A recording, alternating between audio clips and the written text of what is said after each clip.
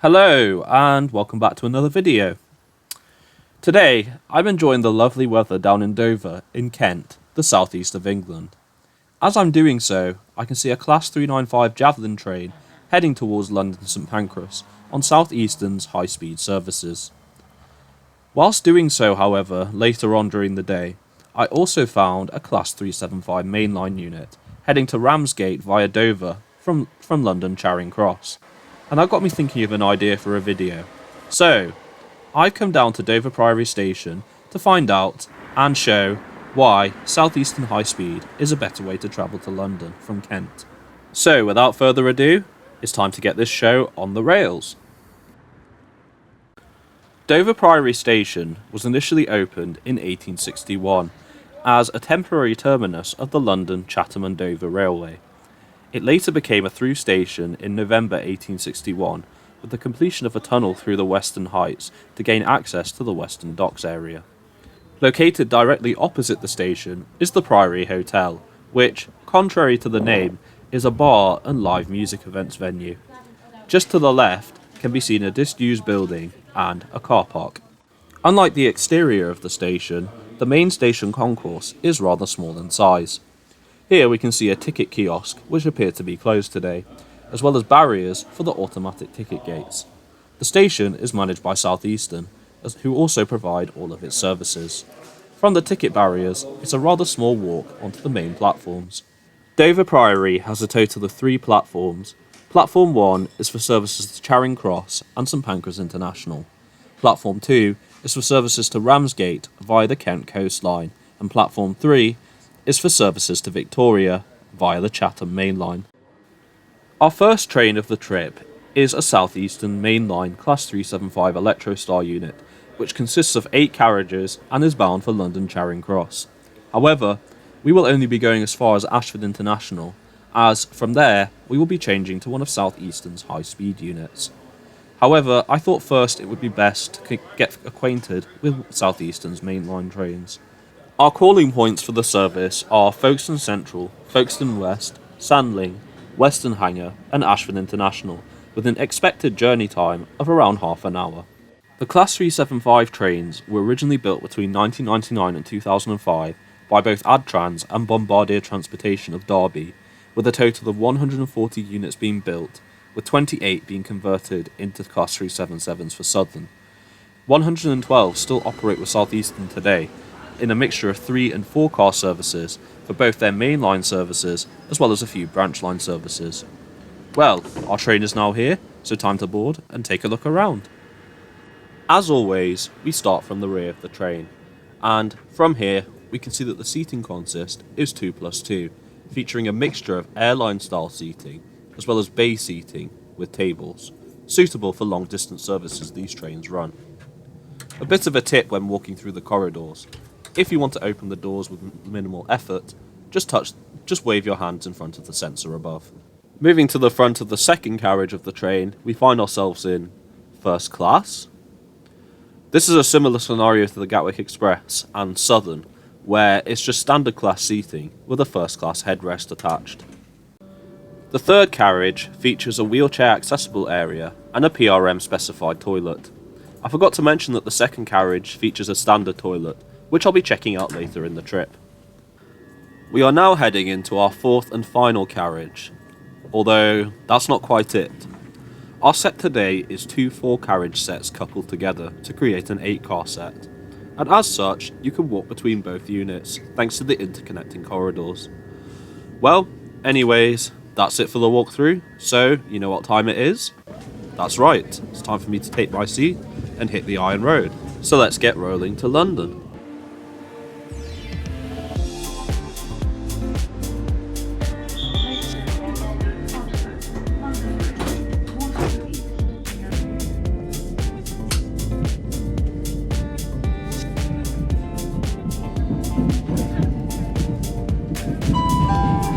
Very well to ensure and welcome aboard this service to London to the Southeastern, Western Hangar, Ashford International, Maidstone East, Oxford, London Bridge, Waterloo East and London Charing Cross. Any passengers who require Western Hangar, please be reminded that you will only be able to alight from the front 5 carriages of the main car service.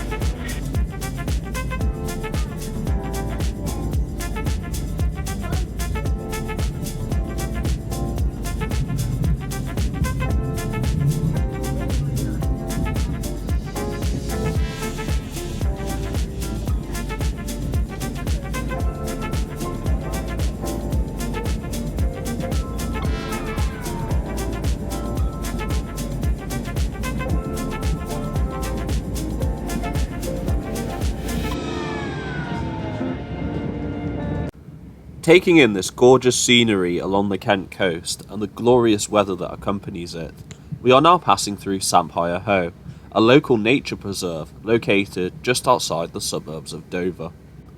Whilst not managed by them directly, the preserve is owned by Eurotunnel, as it is located just above the site of the Channel Tunnel for cross-border services operated by Eurostar.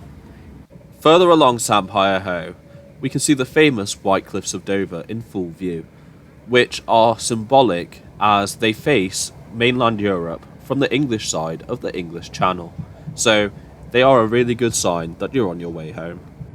Nearing into our first stop of Folkestone Central, we can see a pair of Class 375s stabled in the sidings, as well as a picturesque view of the town itself, and is one of many that the County of Kent has to offer. A fun fact about Folkestone Central is that it has carried 3 station names from its initial build in 1884 to the present day, initially opening as Cheriton Arch, then being renamed as Radnor Park in 1886, and then finally its current name, Folkestone Central, in 1895. Folkestone West is located a few minutes away, and leaving there we have a good view of the Sugarloaf Hills. Anyways, it's time for a Know Your Seat. Unlike most modern electric trains in the UK that run on mainline services, these seats are rather plush and comfortable, which is useful considering these trains operate on services that run over 2 hours, such as this. At the end of each aisle seat and in the middle of the pair are armrests, which are really comfortable on the arms should you choose to rest them. The legroom is fairly adequate and spacious, which is aided by a slanted area at the bottom of the seat. As is common with most mainline trains in the UK these days, there are foldable trays for the storage of drinks and snacks, although I was disappointed to see there weren't any grooves. A common feature with the Electrostar family is there are lights above each seat, which is useful say if you want to do work or you just prefer the ambience. And finally, next to each window is a coat hanger, useful for storing bags and jackets and when you want to keep a watchful eye on them. As we begin to ride along the Highspeed 1 into Kent and London, we also pass Dollonsmore Freight Yard, which is a freight yard located just outside Folkestone and was built in 1988 specifically to align with the Channel Tunnel rail link opening a few years later. Whilst the main function of the yard is crew and locomotive changes, some locomotives shipped from overseas to the UK do tend to spend the night here prior to being shipped the next morning. A few minutes later, we arrive at and depart Sandling Station, which is one of the 2 stations along the Southeastern Mainline to Dover, which Southeastern Highspeed doesn't serve. After this, we just have one more stop of Western Hangar before we start to make our change at Ashford International. There is, however, one more thing to check out on the Class 375s, and that is the toilet. I'm now walking towards the rear of the second carriage, in order to check out the standard toilet. So, now it's time to go into the toilet, and lock the door, and we can begin. So, initial impressions. I really like the design of this toilet, as it really does give the feeling that you are by the Kent coast in a small shack by the beachside. Here we can see the baby change ramp, which is really spacious, although it does not have the flaw of knocking down the toilet seat at the same time. The soap is well stocked, the tap works well as it should be doing, and flows rather nicely. Although the disappointment of this toilet is the hand dryer, which is motion sensor activated and did not appear to be working. So as a result, I'm going to have to downgrade the review for this one slightly, but it's an average from me. Anyways, it's now time for me to head back to my seat and continue the journey to Ashford International. Shortly afterwards, we find ourselves arriving into our penultimate stop before Ashford International, Western Hangar.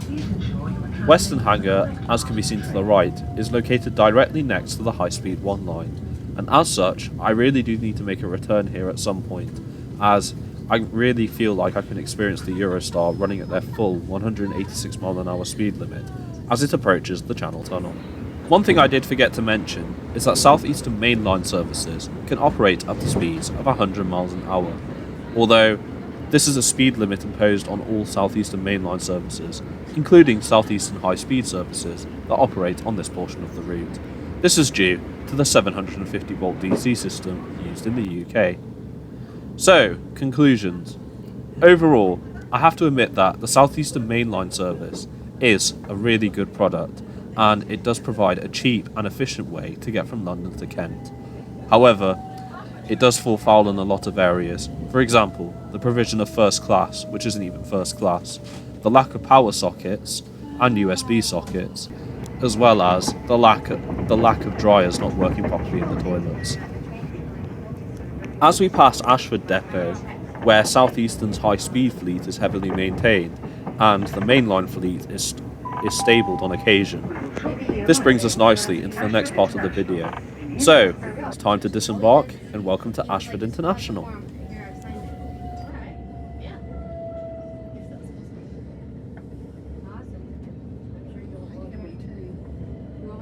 Yeah, but I think the train one next also will have a loop. Oh, the weeds. Yeah, the weed.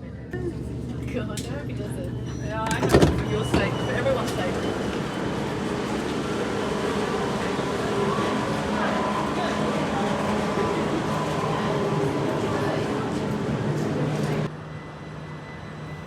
And off goes our train bound for London Charing Cross. The train should arrive there in around an hour and a half. However, we should be arriving there in just under 40 minutes with Southeastern High Speed. For now, let's look around the station. Ashford International is a major hub on the Southeastern Main Line, where services split between Ramsgate, Canterbury West and Margate. There are also Eurostar platforms, as can be seen here, as prior to the COVID-19 pandemic, services used to call here. The station is managed by Southeastern, who also operate almost all of the services at the station, although Southern do provide one train per hour on the Marshallink line to Eastbourne. As for our service today, it also originates from Dover Priory, although it skips the stops of Sandling and Western Hangar, meaning there's only 2 stops before Ashford International. Other calling points include Ebbsfleet International, Stratford International, and finally St Pancras International. Our scheduled arrival time is around 6 PM. Our train is now arriving into the platform now, which is a Class 395 Javelin train, built by Hitachi between 2007 and 2009. You may recognise the design as being similar to the IETs used by Great Western Railway, LNER and others. This is because the Class 395s are part of Hitachi's AT300 family and are the first product they have offered to the UK. So, it's now time for a walkthrough of the train. We start from the rear of the train, which features the wheelchair accessible area and the PRM specified toilet, which I'll be looking at later. Each Class 395 train is 6 carriages in length and features mainly 2+2 seating, similar to the Class 375s, although compared to the Class 375s, I found that the Class 395s feature a lot more airline style seats as opposed to table seats, which is great in terms of passenger capacity. Another great feature with the train, and something which I was really surprised at, is that there is no first class seating, which I can imagine Southeastern probably would have just slapped on a headrest on one of the standard class seats and passed it off as first class like the Class 375s.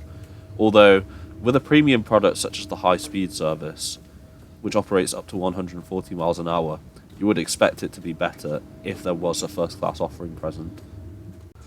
We are now coming to the end of our 6-carriage train, which also features a standard toilet. And, with that, that's the end of the walkthrough. So, it's now time to take my seat and hit the Iron Road to get back to St Pancras.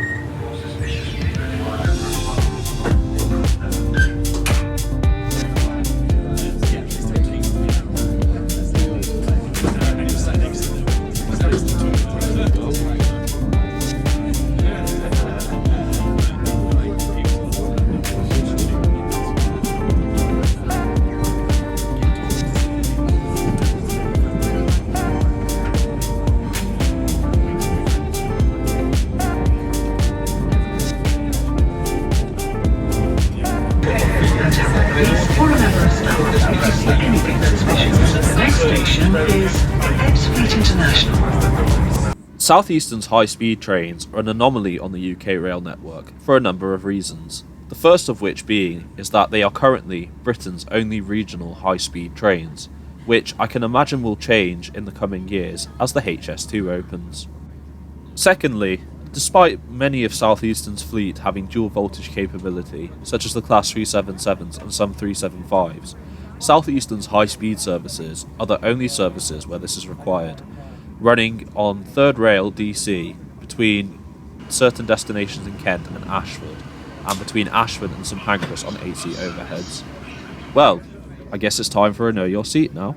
Whilst the seats do look rather worn and tired, don't let this fool you, as they are relatively comfortable and ergonomically designed, making for a nice, comfortable, smooth ride at 140 miles an hour. Foldable armrests are present at the end of each seat and in the middle. Whilst it could be argued that these are smaller than the mainline units, these are equally as comfortable, although I would have liked to see some maquette. Standard UK power sockets can be found in between each seat, already a huge plus point over the mainline units, which were recently refurbished. Bear in mind as well, these were built in 2009. Legroom wise, this is also a vast improvement from the Southeastern mainline services, as there is more than enough for you to perfectly relax during your journey. At the back of each aisle seat is a foldable tray for the storage of food, drinks and other items, and even includes a groove for cup holders, another huge plus point over the mainline services. Probably the biggest surprise was the inclusion of seat reservations, which, in my experience of travelling with Southeastern High Speed, have never been used, although I can imagine this is to future-proof the trains, should they be transferred elsewhere. The one thing you have to love about these trains is that the smooth and comfort of the ride makes it feel like you're not even going at the top speed of 140 miles an hour, which, believe it or not, we are actually doing right now. This is as we prepare to cross the Medway Viaduct. The Medway Viaducts are a series of 3 bridges or viaducts that carry both rail and road over the River Medway between Cuxton and Borstal in North Kent. 2 of the bridges carry the road and form part of the M2 motorway, whereas the third carries rail over the Highspeed 1 for both Eurostar and Southeastern high-speed services. As can be seen, there are very picturesque views to be enjoyed, not to mention that you have a full view of the M2 motorway just to the right, so you do have a large variety of what you can see throughout the trip, and honestly, this is why the Highspeed 1 is one of my favourite mainlines in the United Kingdom. Just over 18 minutes later, after departing from Ashford, we find ourselves arriving into Ebbsfleet International. Ebbsfleet, as with Ashford International, also saw regular Eurostar services here prior to the COVID-19 pandemic, which operated on a pick-up northbound and drop-off southbound basis. There have also been proposals to extend the new Elizabeth Line branch from Abbey Wood all the way to Ebbsfleet to provide better connectivity with both the Highspeed 1 and Eurostar services when they eventually return calling here at some point.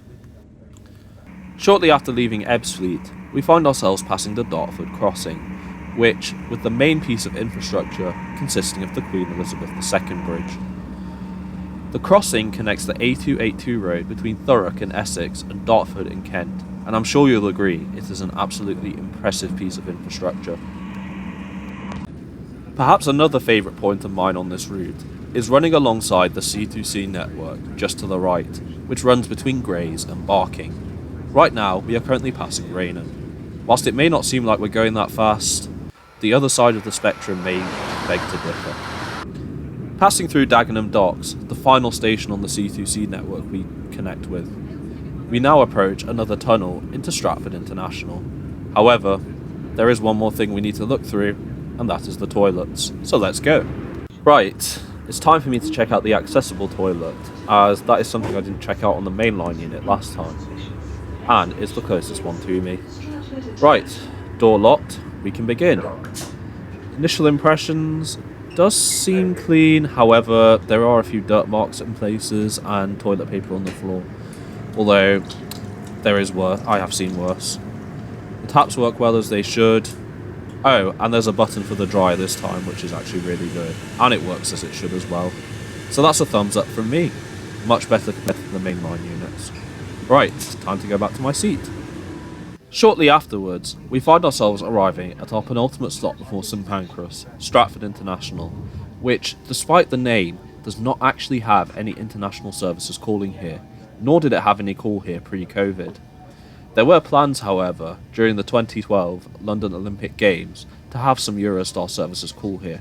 However, this never came into fruition, and as such, it has only ever been served by Southeastern Highspeed services since it was built. It is likely called this way to distinguish from the regional station, which is located around a 5-minute walk from here. Right, conclusions. Overall, it's no contest. I have to say that Southeastern Highspeed is far better to travel with between Kent and London than Southeastern Mainline. Although, in saying that, I would say that Southeastern Mainline isn't a complete disappointment. They do have a good offering, although I would have liked to see certain features with the refurbishment, such as power sockets, as well as an improvement in the so-called first-class offering, which I have to admit is an absolute joke and a poor way to absolutely sting commuters for more money. The cost for me to ride Southeastern high-speed services as well as mainline services into London from Dover was only £4 more as well with my rail card, compared to if I was to only restrict myself to Southeastern mainline services. On the subject of tickets, something I forgot to mention is that Southeastern only issue paper tickets, as opposed to M-tickets, which is really disappointing, as in a world that's becoming increasingly digital, it is a massive inconvenience to have to use paper tickets, especially as you have to waste time in getting them in advance, especially when you're booking on the day. But that's just my opinion. What do you think of the offerings from Southeastern, and which do you personally think is better? Please do feel free to let me know your thoughts in the comments below. But, in the meantime, welcome to London. As we approach our final destination of St Pancras International, I really would like to thank you for coming along with me on this ride today. If you did enjoy the video, please do give it a like as well as share it, as that really does help the channel to grow. If you did enjoy this video and would like to see more content such as this, why not consider subscribing? I upload frequent trip reports, comparisons, as well as train journeys on a regular basis. Well, anyways guys, that's it from me. It's time for me to head home now, but in the meantime, take care, stay safe, and I'll see you in the next video. Bye.